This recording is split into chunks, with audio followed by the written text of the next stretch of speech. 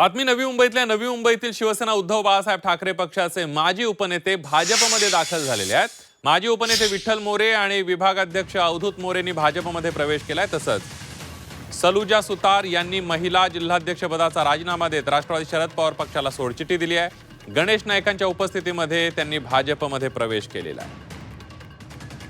अनेक उलथापालथी पाहायला मिळतात। अवधूत मोरेंनीही भाजप गाठल्याचं पाहायला मिळतंय। भाजपमध्ये त्यांनी जाहीर प्रवेश केलेला आहे। विठ्ठल मोरेंनीही भाजपमध्ये प्रवेश केलेला आहे।